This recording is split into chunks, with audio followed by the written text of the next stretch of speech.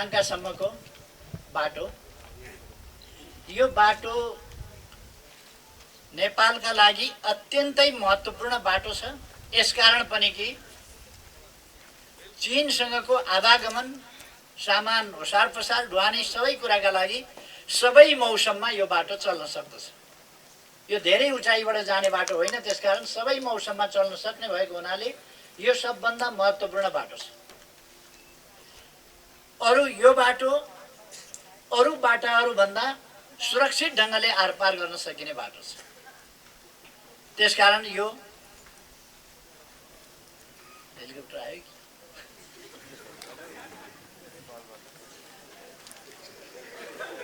अलिक धेरै नै महत्त्वपूर्ण बाटो यो छ र यो बाटो बनाउन सुरु गर्ने, यसलाई योजनामा राख्ने र पहरो छिचोल्न मुस्किल हुने अवस्था छ भनेपछि पहरोको भाग 14 किलोमिटर बनाउनका लागि नेपाली सेनालाई जिम्मेवारी दिने ती कामहरू भइसकेका छ र अब विभिन्न भागहरू, पुल निर्माण, बाटो निर्माण, ट्र्याक खोल्ने काम, कालोपत्र गर्ने काम, सबै कामहरू सिलसिलाबद्ध ढङ्गले अगाडि बढिरहेका छन्।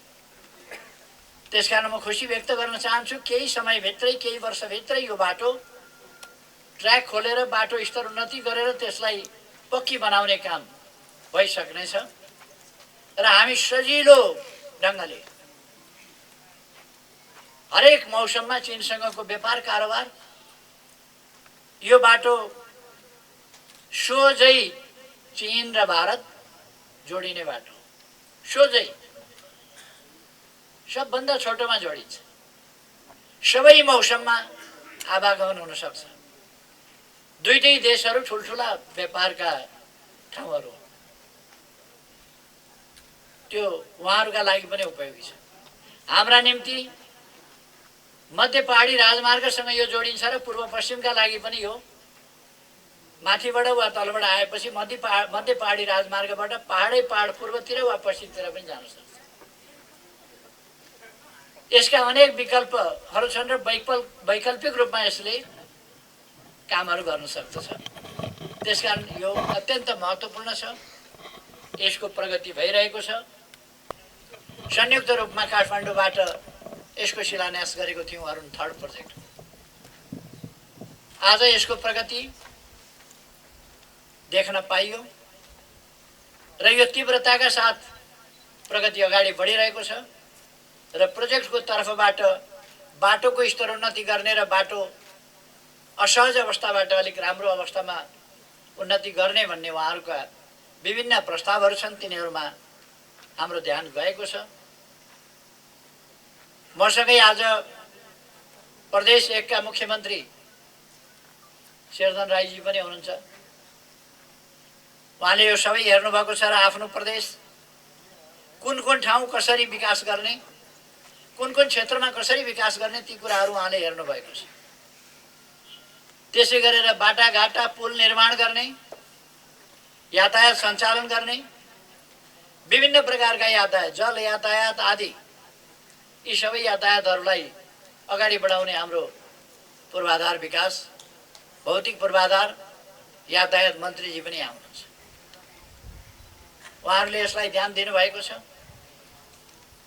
र माथि केन्द्रको ध्यान आकर्षण गर्नका लागि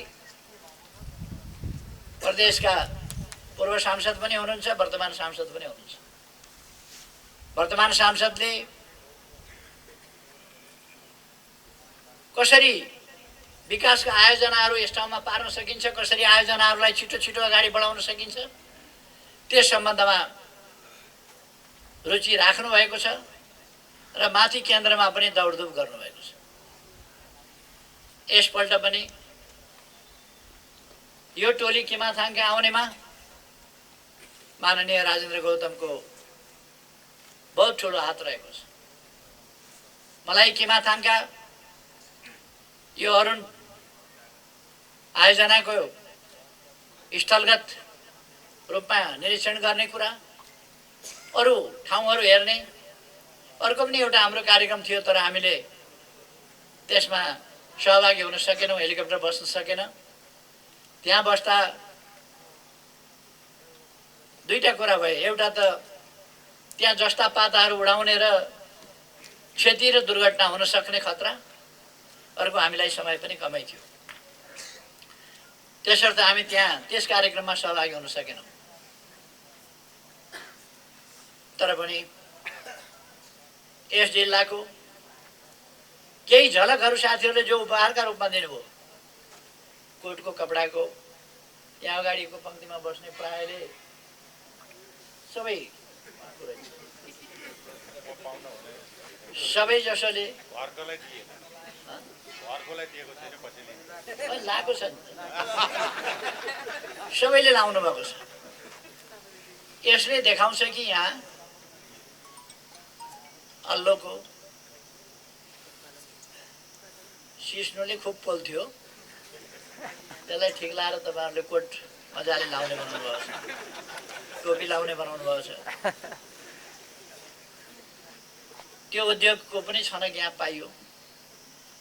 करुवा उपहार दिनुभएको छ, अथवा करुवा उद्योगहरू यस्ता पनि तामाका काँसका खुकुरी उद्योग पनि चल्या रहेछ, त्यो पनि थाहा भयो।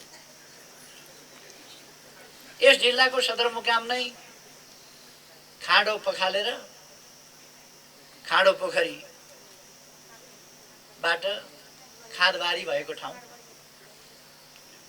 यो एउटा पराक्रमको ठाउँ, वीरताको ठाउँ। हाम्रो अगाडि गढी छ, पुर्खाहरूले देश बचाउनका लागि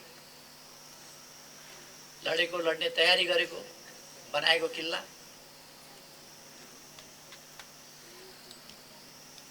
र यस ठाउँमा अलैँचीको उपहार दिनुभएको छ, अथवा अलैँचीमा पनि यो ठाउँ अगाडि बढ्दैछ। विभिन्न क्षेत्रमा यो ठाउँ अगाडि बढ्दैछ र बढ्नुपर्छ।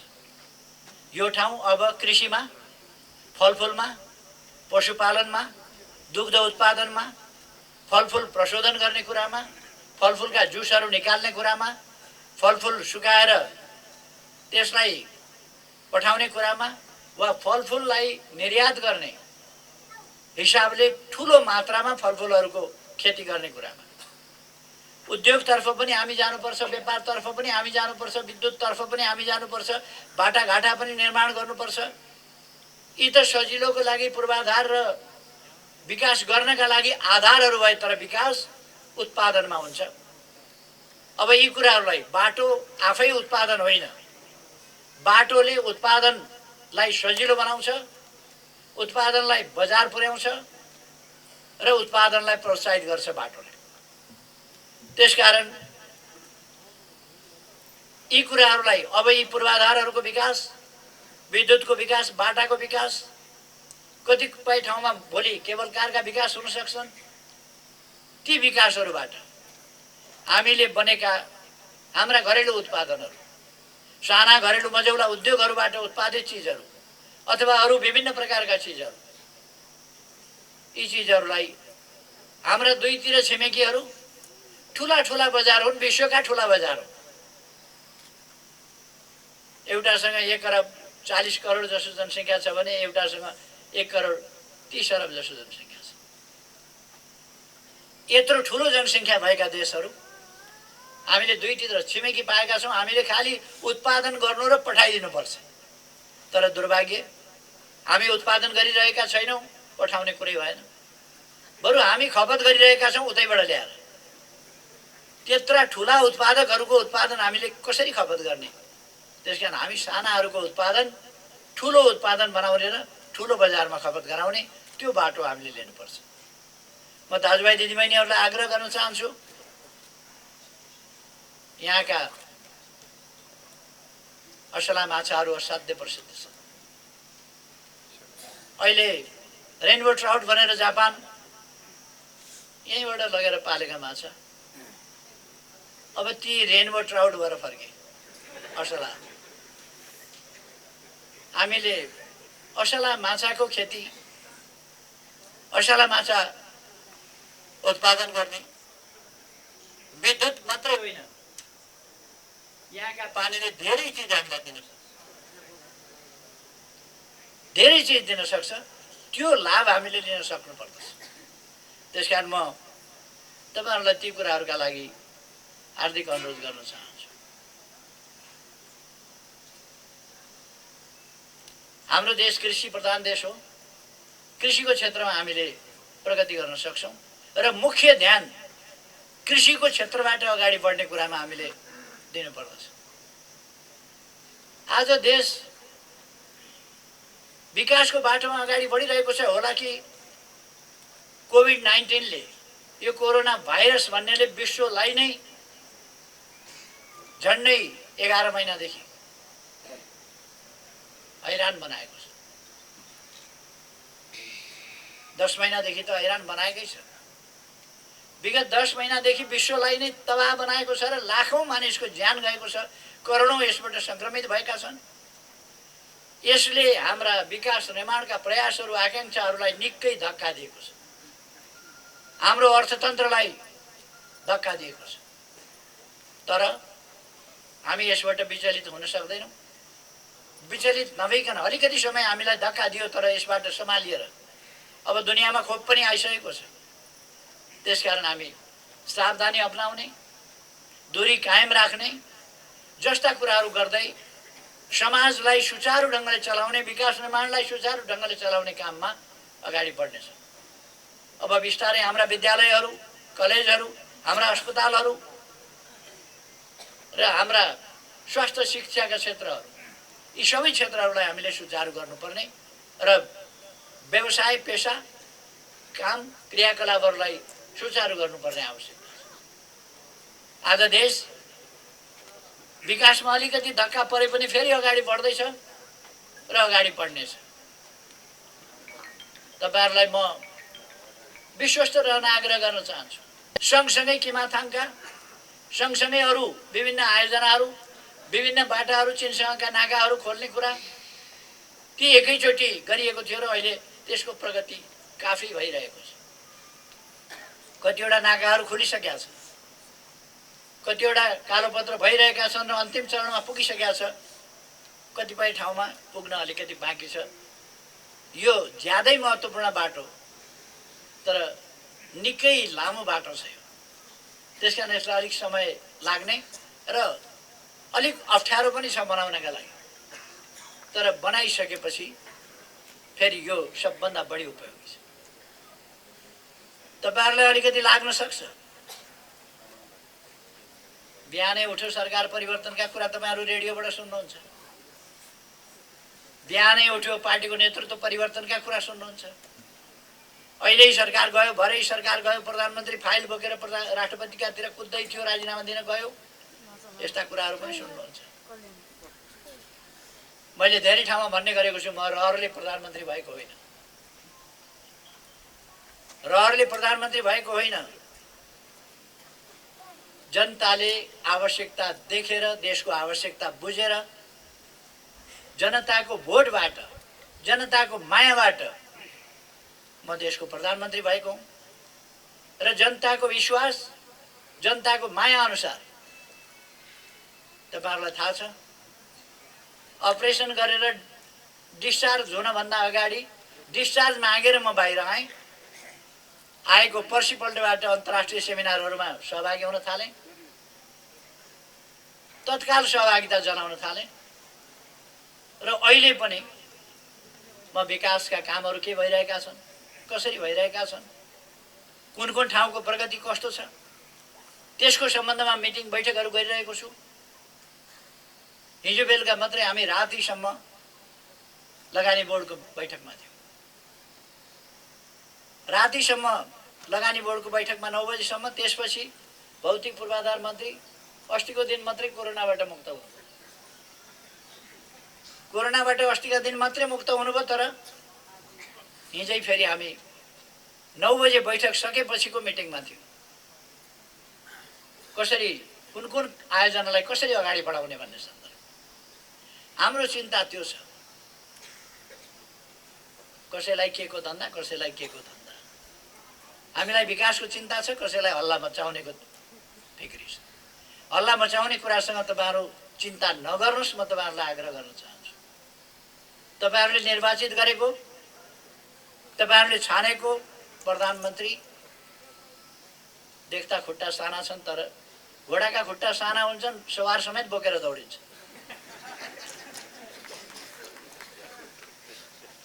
तपाईहरु ढुक्क भयो हुन्छ। यी साना खुट्टाले देशको भारी बोकेर दौडिन सक्छ र इमानदारीताका साथ दौडिन्छ। त्यसकारण तपाईहरु ढुक्क भयो हुन्छ। पार्टीभित्रका समस्याहरू म अध्यक्ष छु, तपाईहरु किन चिन्ता गर्नुहुन्छ? यो पार्टी यतिकै बनेको होइन। 50 वर्ष अगाडि जुगामा भर्खर रेखी बस्दै थियो, अहिले टन्न फुल्या देख्नुभएको छ। त्यस बेलादेखि टुटे फुटेको पार्टी मिलाउँदै मिलाउँदै मिलाउँदै यहाँ पुर्याएको। नजिकै आएर नभेटेकाले, कुरा नबुझेकाले अहिले पनि गाली गर्छ। तर म साथीहरूलाई भन्ने गर्छु, कवि हरिभक्त कटुवालले एउटा कविता लेखेका छन्, जुनलाई टाढैबाट हेर प्रिय, नजिकबाट हेर्यो भने दाग धब्बा देखिन सक्छ। त्यस विपरीत म भन्छु, मलाई नजिकैबाट हेर साथी हो, दाग धब्बा देख्यौ भने, कतै छिटा लागेको देख्यौ भने मलाई औल्याऊ, मलाई भन, मलाई आलोचना गर, म सच्याउन तयार छु। मैले यो खुल्ला सञ्चार माध्यमको अगाडि भनेको छु। टेलिभिजनहरुमा पठाउनुहुन्छ होला, रेडियोमा पठाउनुहुन्छ होला, सञ्चार माध्यमका सञ्चारकर्मी भाइहरूले। दुनियाँका अगाडि भनेको छु, मेरो कुनै कमी देख्नुहुन्छ भने बताउनुहोस्, कुनै खराबी देख्नुहुन्छ भने बताउनुहोस्। आनी बानी वर व्यवहार आचरण अभ्यास केही कुरामा कमी देख्नुहुन्छ भने मसँग धेरै वर्षदेखि सँगै भएका साथीहरू, सँगै काम गरेका साथीहरूका अगाडि म यो धक फुकाएर बोलिरहेको छु। किनभने म आफ्ना भनाइहरूप्रति जिम्मेवारीका साथ भनिरहेको छु। त्यसकारण म आग्रह गर्न चाहन्छु, तपाईहरु ढुक्क हुनुहोस्। देश फेरि प्रतिगमनतिर फर्किन्छ। हल्ला चलाउँछन् मान्छेहरूले, व्यवस्था धरापमा पर्छ, सङ्कटमा पर्छ, केही पर्नेवाला छैन। सचेत जनताले उहिले त जिउँदो राणा शासन, असङ्गठित जनताले झराप्प सङ्गठित हुने बित्तिकै फाल्दिए। राजतन्त्र 250 वर्षदेखि चलेको थियो। जनता जुर्क उठेपछि त्यसलाई टिपेर मिल्काइदिए। अहिले त गणतन्त्रको अभ्यास गरिसकेका जनता, लोकतन्त्रको अभ्यास गरिसकेका जनता, स्थानीय तहसम्म आफ्नो शासकीय अधिकारको प्रयोग गरिसकेका जनता अब प्रतिगमनतिर देशलाई फर्किन दिन्छन्। थालुतन्त्र फेरि देशमा चल्छ भन्ने कसैले कल्पना नगरे पनि हुन्छ। जनतन्त्र बाहेक अर्कोको उपाय छैन अब नेपालमा। अब जनतन्त्र मात्रै चल्ने। म तपाईहरुलाई आग्रह गर्न चाहन्छु, तपाईहरु देश अरूले आएर बनाइदिने होइन, हामीले बनाउनुपर्छ। हामी आफै मेहनत गरिरहेका छौँ, आफ्नो पुँजी लगानी गरिरहेका छौँ, हामीले नसकेका ठाउँमा बाह्य लगानी आमन्त्रण गरिरहेका छौँ र देशलाई अगाडि बढाउने प्रयासमा जुटिरहेका छौँ। म नेपालका